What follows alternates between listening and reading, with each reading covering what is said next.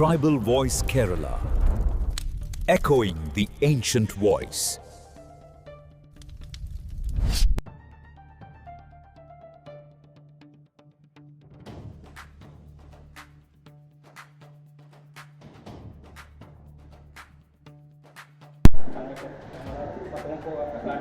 സംഘത്തിനൊക്കെ ആയിട്ട് ഒരുമിച്ച് പ്രവർത്തിക്കുകയാണ്. കേന്ദ്രമാക്കി ആദിത്യന സഭയുടെ പ്രവർത്തനത്തിലാണ്. അതുകൊണ്ടാണ് പെട്ടെന്ന് നമ്മളതിൻ്റെ ഔദ്യോഗികാലത്തൊന്നും നമ്മളൊരു ഔദ്യോഗികാലം വേണ്ട, നമ്മുടെ ജനങ്ങളുടെ ഇടയിൽ പ്രവർത്തിക്കാൻ. സംവരണത്തെക്കുറിച്ച് വളരെ താത്വികമായിട്ട് പ്രധാനപ്പെട്ട കാലത്തിലൂടെ പറഞ്ഞു. ഇപ്പോൾ പ്രസിഡന്റ് പറഞ്ഞതുപോലെ ഞാൻ 10 ദിവസം വായിച്ചത് മുൻപ് പറഞ്ഞില്ല. അപ്പം വൈവിധ്യമാർന്ന അറിവുകൾ നമ്മളിലെല്ലാം ആ അറിവുകൾ പരസ്പരം കൈമാറുകയും ചിന്തിപ്പിക്കുകയും ചെയ്യുന്ന ഒരു രീതി ആയിരിക്കണം. അറിവാർന്ന കോട്ടയെ ആർക്കും തകർക്കാൻ പറ്റില്ല. അപ്പോൾ ഇന്ന് നമ്മുടെ ഗുജറാത്തി സംഘടനകളെ കുറിച്ച് നമ്മൾ ചിന്തിച്ച് രാഷ്ട്രീയത്തിൻ്റെ വിഷയം കൂടെ ഇവിടെ വന്നു. പണ്ടൊരു മെമ്പർമോട്ട് ഏറ്റു വന്ന് പറഞ്ഞില്ല, കെട്ടുകൾ കണ്ടെന്ന് ഒടുക്കാൻ ഉണ്ടെന്ന് പറഞ്ഞില്ല. നമ്മുടെ ഇടയിൽ അനേക സംഘടനകളുണ്ട്. കേരള കോൺഗ്രസ് പോലെയാണ്, പറയാൻ തന്നെ നാണമാണ്. അപ്പോൾ 2 വർഷവും 11 മാസവും 17 ദിവസം കൊണ്ട് ഇന്ത്യൻ ഭരണഘടനയ്ക്ക് രൂപം നൽകിക്കഴിഞ്ഞ് മഹാനായ അംബേദ്കർ പറഞ്ഞു, ഈ ജനാധിപത്യ സംവിധാനത്തിൽ നിന്നോ കോടതികളിൽ നിന്നോ പോലീസിൽ നിന്നോ നിങ്ങൾക്ക് യാതൊരു എന്ന് പറഞ്ഞാൽ ഇവിടുത്തെ അടിസ്ഥാന വർഗങ്ങൾക്ക്, ഐക്യജാതിക്കാർക്ക് സമത്വം നിഷേധിക്കപ്പെട്ട ആ വിഭാഗങ്ങൾക്ക് ഭരണഘടനയുടെ ഭാഷയിൽ സാമൂഹികമായിട്ടും വിദ്യാഭ്യാസപരമായിട്ടും പിന്നോക്കം നിൽക്കുന്ന ജനവിഭാഗങ്ങൾക്കാണ് സംവരണം. അപ്പോൾ നിങ്ങൾക്ക് യാതൊരു നീതിയും ലഭിക്കുകയില്ല. ആയതുകൊണ്ട് നിങ്ങൾക്കുണ്ടാകേണ്ടത് ഒരു ശക്തിയാണ്. അതാകട്ടെ ഒരു രാഷ്ട്രീയ ശക്തി. ഈ ശക്തിയുടെ പടച്ചട്ടை അണിഞ്ഞുകൊണ്ട് അധികാരങ്ങൾ ചെന്നിരുന്ന ജനങ്ങളുടെ താല്പര്യങ്ങളെ സംരക്ഷിക്കാൻ നമുക്ക് കഴിയണമെന്നാണ് അംബേദ്കർ പറഞ്ഞത്.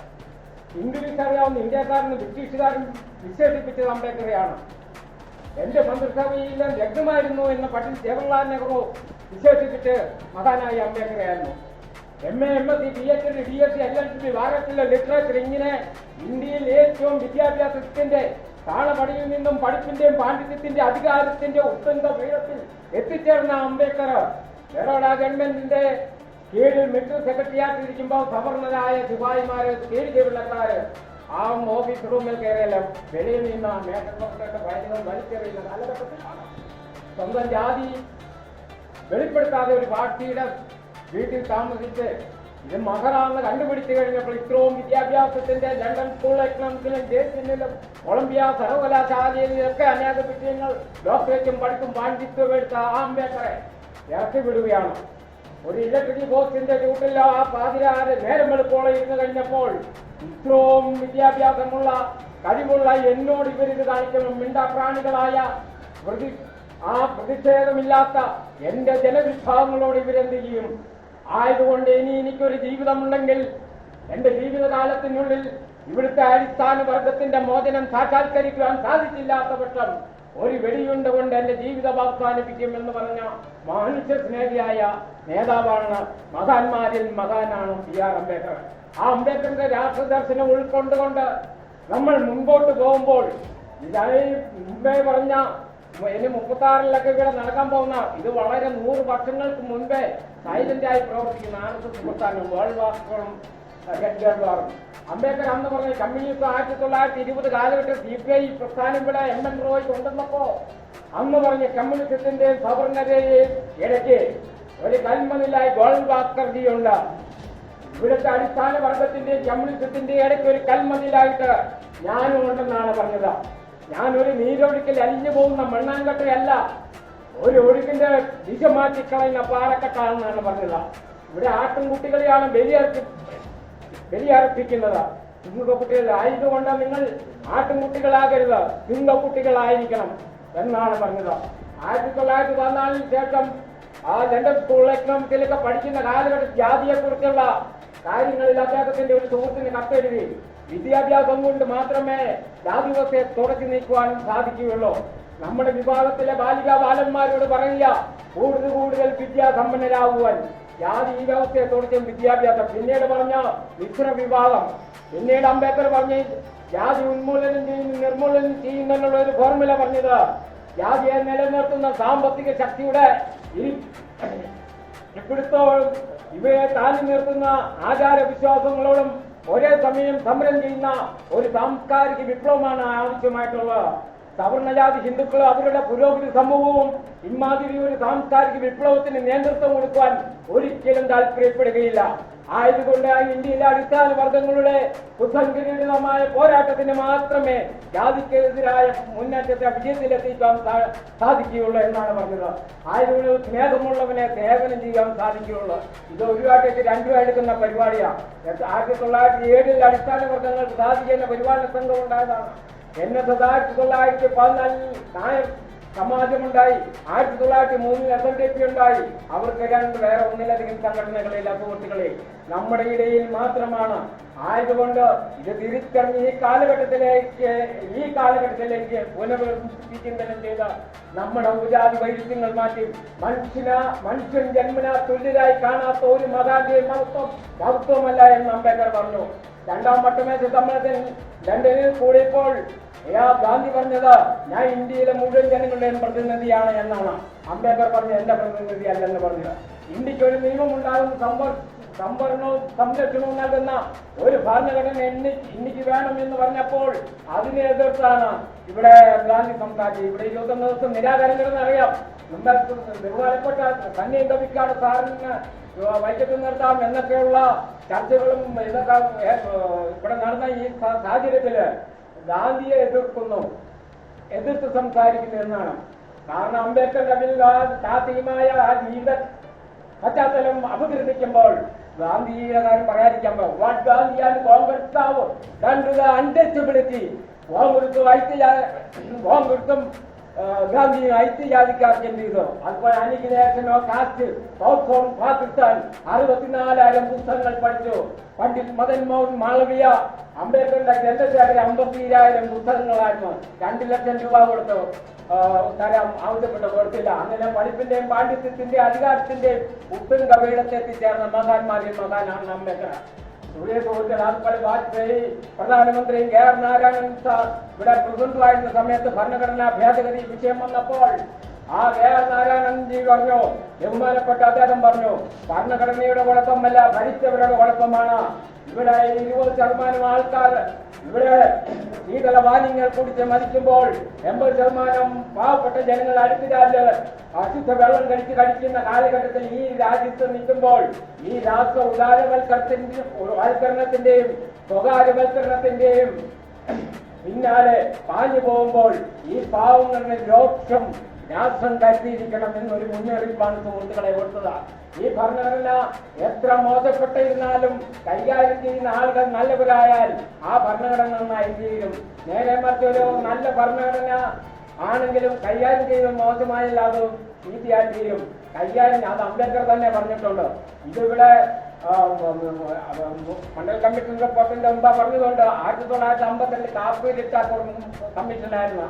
പിന്നീട് 75-76 അടിയന്തരാവസ്ഥ കഴിഞ്ഞ് മൊറാർജി ഗവൺമെന്റിന്റെ കാലത്താണ് മണ്ഡൽ വിദ്യാഭ്യാസ മണ്ഡൽ ചെയർമാനായി OBC അതർ ബാക്ക്വേർഡ് കമ്മ്യൂണിറ്റി അവരുടെ ദുഃഖങ്ങളും ദുരിതങ്ങളെ കുറിച്ചും പഠിക്കുന്നതിന് കമ്മീഷനെ വെച്ചത്.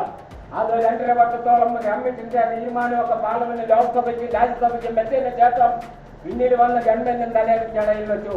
340-ാം വകുപ്പ് പറയുന്നത് എന്താണ്? ഇന്ത്യൻ ഭരണഘടന രാഷ്ട്രപതിയോ ഭാരതത്തിന്റെ ഭൂപ്രദേശത്തിനുള്ളിൽ സാമൂഹികമായും വിദ്യാഭ്യാസപരമായും പിന്നോക്കം നിൽക്കുന്ന ജനവിഭാഗങ്ങളുടെ ദുഃഖത്തെക്കുറിച്ചും ദുരിതത്തെക്കുറിച്ചും അവരുടെ അവസ്ഥയെക്കുറിച്ച് പഠിക്കുന്നതിന് വേണ്ടി രാഷ്ട്രപതിക്ക് അനുയോജ്യരെന്ന് തോന്നുന്ന ആളുകളടങ്ങുന്ന ഒരു കമ്മീഷനെ നിയോഗിക്കാവുന്നതും ആ കമ്മീഷൻ എടുക്കുന്ന ആ റിപ്പോർട്ട് ഒന്ന് ലോക്സഭയ്ക്കും രാജ്യസഭയ്ക്കും സമർപ്പിക്കേണ്ടതുമാവുന്നു. ഇന്ത്യൻ ഭരണഘടനയിലെ 45-ാം വകുപ്പ് പറയുന്ന ഈ ഭരണഘടന പ്രാബല്യത്തിൽ വന്ന 10 വർഷ കാലത്തിനുള്ളിൽ ഇന്ത്യയിൽ അനുവദിക്കുന്ന 14 വയസ്സിന് താഴെയുള്ള ഏതൊരു ഇന്ത്യൻ പൗരനും നിർബന്ധിതവും സൗജന്യവും സാർവത്രികമായ വിദ്യാഭ്യാസം കൊടുക്കണമെന്ന് പറയുമ്പോൾ 1960 ആകുമ്പോൾ ഇന്ത്യയിൽ 28 സ്റ്റേറ്റിലെ 14 വയസ്സിന് താഴെയുള്ള എല്ലാ വിദ്യാർത്ഥികൾക്കും ബാലികാബാലന്മാർക്കും വിദ്യാഭ്യാസം കിട്ടേണ്ട സുഹൃത്തുക്കളെ. ഇന്ന് 28 സ്റ്റേറ്റിൽ സാമൂഹ്യ വിദ്യാഭ്യാസ പുരോഗതി കൈവരിച്ചത് വൈദേശിക മിഷണറിമാരും കൊടുത്ത സാമൂഹ്യ പരിഷ്കർത്താക്കളും പ്രയത്നത്തിന്റെ ഫലമായി തിരുവിതാംകൂർ, കൊച്ചി, മലബാർ, കേരളത്തിലുള്ള ആ അവസ്ഥ വടക്കോട്ടില്ല. 100 വർഷം മുമ്പ് തിരുവിതാംകൂറും കൊച്ചിയിലും മലബാറിലും എന്ത് സാമൂഹിക വ്യവസ്ഥയായിരുന്നോ അതൊന്നും വടക്കേന്ത്യയില് 15 പേരെ 85 പേരെ 85 ബൂത്തുകളെ 15 മനുഷ്യനാണ് ഭരിക്കുന്നത്. 2.43% വരുന്ന ഇവിടുത്തെ ക്രിസ്ത്യൻ വിഭാഗത്തിലെ ഭരണഘടന രചിച്ചപ്പോൾ അംബേദ്കർ എന്ന് പറഞ്ഞു ന്യൂനപക്ഷങ്ങളെ സംരക്ഷിക്കുന്ന ഒരു നിയമം പാസാക്കണം, ഇന്ത്യൻ എഴുതി ചേർക്കണമെന്ന് പറഞ്ഞപ്പോൾ ഇവിടുത്തെ നേതാക്കന്മാർ അതിനെ എതിർത്തു. അന്നേരം അംബേദ്കർ പറഞ്ഞു ന്യൂനപക്ഷത്തിന്റെ മുകളിൽ ഭൂരിപക്ഷത്തിന്റെ ഒരു അടിച്ചമർത്തലും അക്രമം ഉണ്ടാവും, അത് ന്യൂനപക്ഷം ഒരു സ്ഫോടക വസ്തുവായി മാറിത്തീരും. അതുകൊണ്ട് കഴിഞ്ഞ ഫ്രാൻസിലുണ്ടായ പോലെ കലാപം ഉണ്ടാവും. അങ്ങനെയാണ് സുഹൃത്ത് ന്യൂനപക്ഷ സംരക്ഷണ അവകാശം. ഇന്ന് കത്തോലിക്കരായ ആളുകൾ ഭരണഘടനയും അംബേദ്കറെ ഉയർത്തുന്ന ഒറീസയിലും വടക്കേന്ത്യൻ സംസ്ഥാനത്ത് അവരെ ഹിന്ദുക്കളും ആർക്കും രാജ്യത്തിരുത്തലും രാമസേനയൊക്കെ ആക്രമിക്കുമ്പോഴാണ് ഭരണഘടനയുടെ കാര്യം പറയുന്നത്. അംബേദ്കർ ഓരോ അടിസ്ഥാന വർഗത്തിന്റെ തന്നെയല്ല, പക്ഷികൾക്കും മൃഗങ്ങൾക്കും സസ്യങ്ങൾക്കും സർവോപരി എല്ലാ ജനങ്ങൾക്കും ന്യൂനപക്ഷത്തിനും ഭൂരിപക്ഷത്തിനും മുന്നോക്കനും പിന്നോക്കനും എല്ലാവർക്കും പരീക്ഷ നൽകുന്ന ഒരു ഭരണഘടനയാണ് എഴുതിയത് സുഹൃത്തുക്കളെ. അപ്പൊ ആയതുകൊണ്ട് ഗാന്ധിസം കൊണ്ട് BJP-യുടെ നയം കൊണ്ട് കമ്മ്യൂണിസം കൊണ്ടല്ല ഈ രാജ്യത്തെ എംപിമാരും MLA-മാരും മന്ത്രിമാരും ഭരിക്കുന്നത്.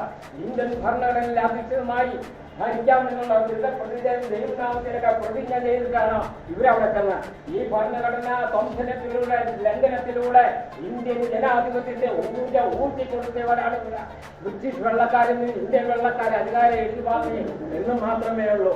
ആയതുകൊണ്ട് സുഹൃത്തുക്കളെ നമ്മൾ ഒത്തിരി വൈകിയതുകൊണ്ട് എന്നെ ശ്രമിച്ചുകൊണ്ടിരുന്ന 2 വാക്ക് പറയാൻ അവസരം കിട്ടുകയുള്ളതുകൊണ്ടും നിങ്ങളോടെല്ലാം ഈ കേന്ദ്ര കമ്മിറ്റിക്കും എന്നെ ശ്രമിച്ചുകൊണ്ട് നിങ്ങൾ തോകരാക്കൾക്കും പിന്നീടുള്ള പ്രവർത്തനത്തിന് നമ്മളെല്ലാം കൂടി യോജിച്ച്, കാരണം നമ്മൾ വിഷമുള്ള പാമ്പ് അതിൽ കൂടുതൽ വിഷം ഇല്ലാത്ത പാമ്പുകളാണ്. നെല്ലുകൊണ്ട് പതിരുമുണ്ട്.